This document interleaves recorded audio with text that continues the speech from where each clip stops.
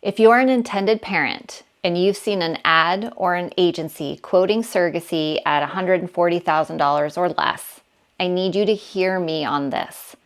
That number is almost certainly not the full picture. And if you make financial decisions based on it, you could find yourself running out of money in the middle of your journey. I've seen it happen, and it is one of the most stressful, heartbreaking situations an intended parent can end up in. So let me give you what nobody else seems to be willing to give, the real all-in cost of surrogacy, where every dollar actually goes, and exactly how to tell when someone is leaving things out of their estimate. I've spent over 20 years in the surrogacy space, and I can tell you, cost is the very first conversation I have with almost every intended parent I work with.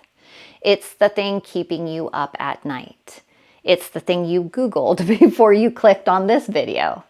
And after reviewing hundreds of surrogacy budgets over 2 decades, ones that were done right and ones that fell apart halfway through, I know exactly where the gaps show up. That's what I want to help you avoid today. So let me just give you the big number, because I know that's why you're here. Right now, most intended parents pursuing surrogacy in the US are spending somewhere between $180,000 and $250,000 from start to finish. I know, take a deep breath. That's a real number, and it's a wide range. But that range represents a well-prepared, ethical surrogacy journey, one where nobody cuts corners, nobody runs out of money, and nobody gets blindsided by a cost they didn't see coming. If someone is quoting you significantly below that range, it doesn't necessarily mean they're lying to you, but it almost always means they're not showing you the full picture. And by the end of this video, you're going to know exactly how to tell the difference. So where does all that money actually go? Let me walk you through it. And I'll tell you right now, there's one category in here that surprises almost every intended parent I talk to. We'll get there. Now, before I go into where that money goes on the surrogacy side, there's one major expense I need to flag that sits outside of any agency estimate you're going to receive, and for good reason. Your embryo creation and clinic costs. This is your IVF cycle, egg retrieval if you're using your own eggs or a donor, sperm collection, embryo creation, genetic testing if you choose it, frozen storage, and eventually the embryo transfer into your surrogate. Most agencies don't include these costs in their surrogacy cost estimate. And that's not them hiding something from you. It's because embryo creation typically happens before you even engage with an agency, or at least independently from the agency's services. The agency has no control over your clinic's pricing, and this cost varies so much depending on your individual situation that lumping it into a surrogacy quote would actually give you a less accurate price, not a more accurate one. But here's why I'm bringing it up. You still need to budget for it. If you are looking at an agency's estimate of, say, $150,000 to $170,000 for the surrogacy portion, and you haven't factored in your embryo creation costs on top of that, you don't have a complete picture of your total out-of-pocket investment. That is not the agency's fault. That's just something you need to account for yourself. As a planning range, set aside somewhere between $30,000 and $50,000 for embryo creation and clinic expenses. If you already have embryos frozen, this number drops significantly. If you're going to need multiple retrieval cycles, it could go higher. And that range in general gives most people a realistic starting point. So when I say surrogacy costs $180,000 to $250,000, understand that the agency's estimate is one piece of that total. A big piece, but it's not the whole thing. Your embryo creation costs are your responsibility to plan for separately, and you want to have both numbers clear in your head before you commit. Okay, now let me get into the surrogacy specific costs, the ones that will show up in an agency's estimate. Let's talk about the line item that gets the most attention, your surrogate's compensation. And this breaks down into two pieces that you really need to understand separately. The first piece is her base compensation. That's the big number that you hear people talking about. And right now it's generally ranging from about $55,000 to $100,000. That depends on the surrogate's location, her experience, and frankly, the current market. And yes, there is a market. Demand for surrogates is really high right now, and compensation reflects that reality. Base compensation typically starts at heartbeat confirmation, and it's paid out monthly through the pregnancy. If there is a loss, and I say this because you need to understand the structure, then the compensation ends. She is being compensated to support her through the active pregnancy. Now here's the piece that catches people, her benefits package. This is where I see intended parents' eyes go a little bit wide because the benefits add up in ways most people don't anticipate. You're looking at things like a medication start fee, a monthly stipend for miscellaneous expenses, maternity clothing allowance, housekeeping support during parts of the pregnancy, and then there are milestone-based payments. A fee for the embryo transfer, additional compensation if she needs a C-section, additional compensation if she's carrying multiples. Some of these are flat amounts, some are reimbursements, and some only kick in if specific things happen. The point is, when you're evaluating a surrogate's compensation package, whether through an agency or independently, you can't just look at the base number. You need the full breakdown, every item, every trigger, every condition. And that is how you avoid sticker shock 3 months into the surrogacy. Okay, the third big ticket item, your agency fee.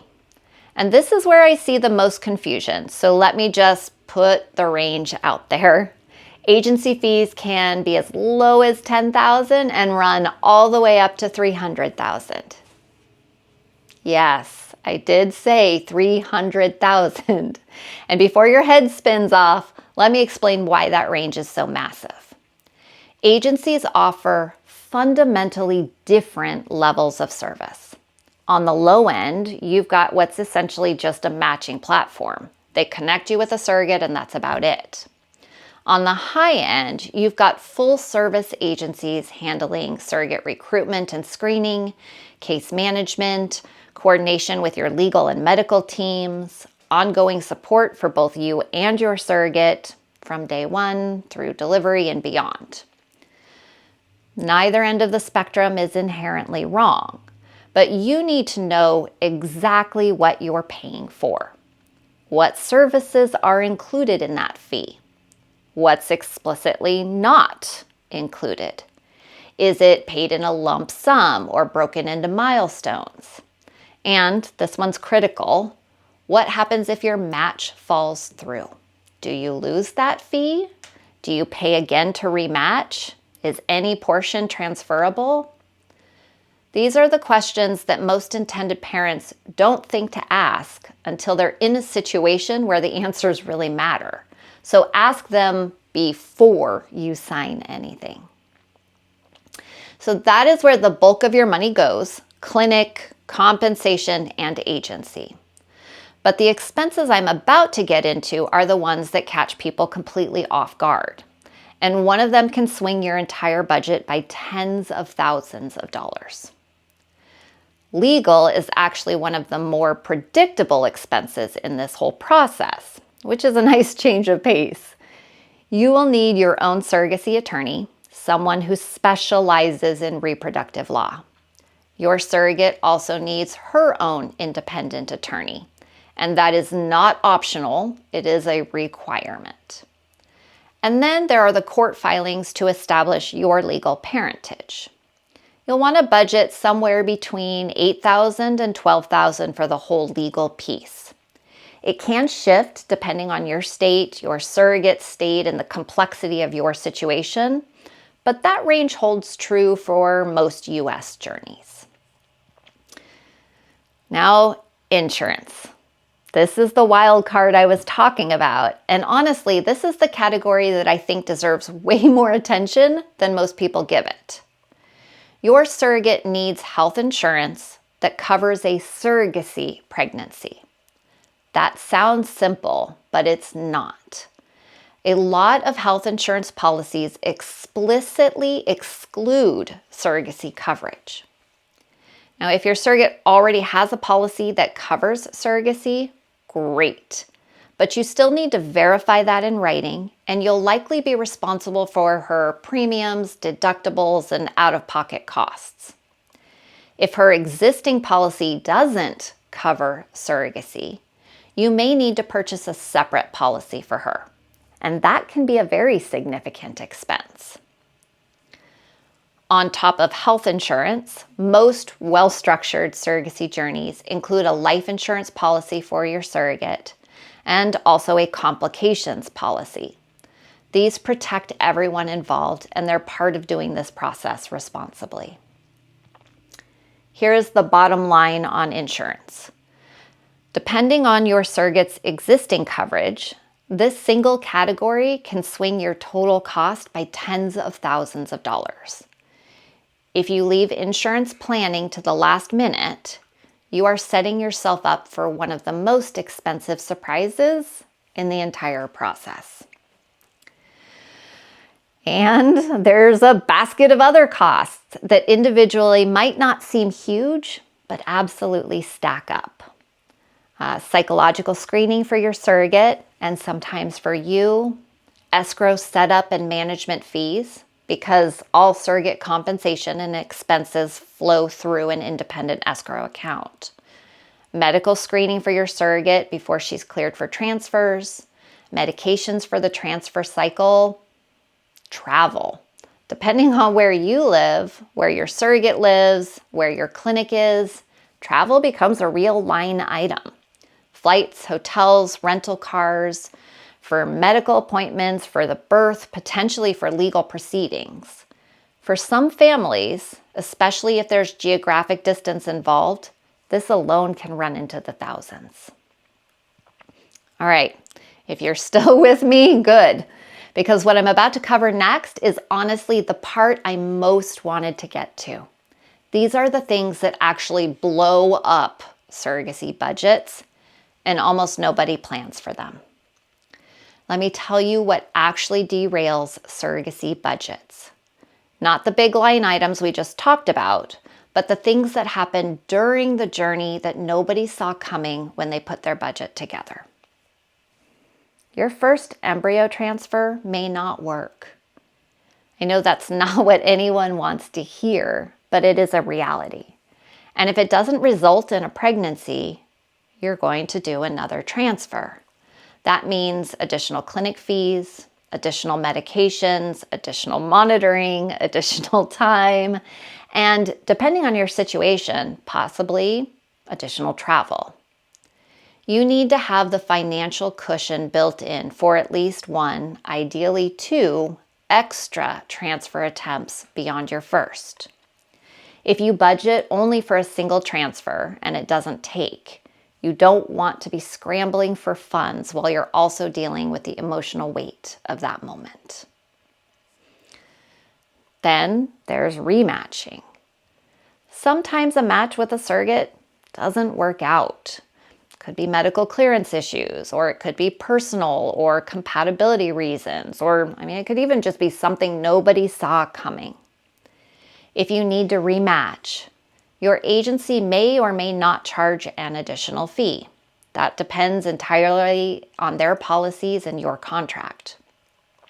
But even if they don't, you're still looking at new screening costs, new legal fees, potentially new travel, and any expenses that were already paid to your previous surrogate. Rematching is a time cost and a financial cost, and people rarely budget for that possibility. And lost wages. If your surrogate needs bed rest or has complications that prevent her from working, you may be responsible for covering her lost income. This is typically spelled out in your contract, but it's one of those things that doesn't feel real when everything looks healthy and straightforward, and then suddenly it's a very real number on a very real invoice. These three things, extra transfers, rematching, lost wages, they are the biggest sources of budget overruns that I see year after year. The intended parents who get through this process without financial stress are the ones who budgeted high and gave themselves some room. That's the move, always. So now you know every major cost category and the landmines that blow up your budgets. Let me bring this full circle to where we started, that $140,000 number. When you see an agency or a service quoting surrogacy at $140,000 or less, I want you to take what you just learned and hold their estimate up against it. Are medical costs like clinic screening, medication costs, and monitoring costs included? Is the surrogate compensation that they're quoting realistic for today's market? What about the base and the benefits? Has insurance been accounted for? Legal, escrow? Any cushion at all for extra transfers or rematching? If any of those pieces are missing, what you're looking at is a partial quote, not a total cost. And there is a very big difference between those two things. The agencies and professionals who are transparent about what this really costs, even when the number is high, those are the ones you want on your team. Because honesty up front is what protects you from the heartbreak and financial crisis in the middle of your journey. And by the way, if you're at the stage where you are seriously looking at surrogacy and you want a clear step-by-step roadmap for how all of this works, the costs, the questions to ask, how to evaluate agencies and estimates, I built a free education program specifically for intended parents called Step into Surrogacy. It's designed to take you from, I'm overwhelmed and don't know where to start, to, I understand this process and I'm ready to make smart decisions. The link to that program is in the bio. All right, let me finish with two more things that you need to know. I am not going to pretend that $180,000 to $250,000 is easy. It's not. Surrogacy is a significant financial commitment, and I never take that for granted when I'm talking to intended parents. Most people don't have that kind of money sitting in a savings account. So how do people make it work? The honest answer is it looks different for everyone. Some intended parents save for years. Some have family who help. Some apply work bonuses or stock options or proceeds from selling assets. There are occasionally grants out there and some financing options, though they're still very limited.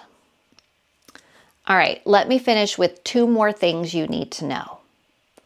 I am not going to pretend that $180,000 to $250,000 is easy.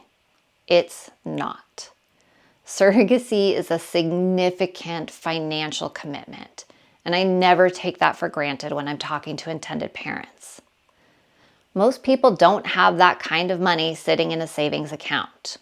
So how do people make it work? The honest answer, it looks different for everyone. Some intended parents save for years. Some have family who help. Some apply work bonuses or stock options or proceeds from selling assets. There are occasionally some grants available and some financing options, though they're still very limited. The reality right now is that surrogacy is still largely self-funded. There's no standard loan product for it. Insurance doesn't cover it on the intended parent side, and it requires real financial planning and real commitment. But here's what I've seen over 20 years.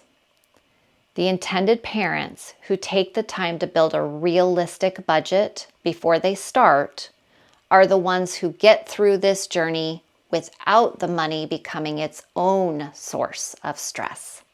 And that is worth a lot. Now, there's one more thing I want to explain. And honestly, once you hear how this works, you're going to feel a lot better about where your money actually sits during this process. Most of the funds for your surrogacy journey get deposited into an independent escrow account before things really get moving. You will typically make an initial deposit before contracts are finalized. That covers things like surrogate screening, insurance setup, and agency payments.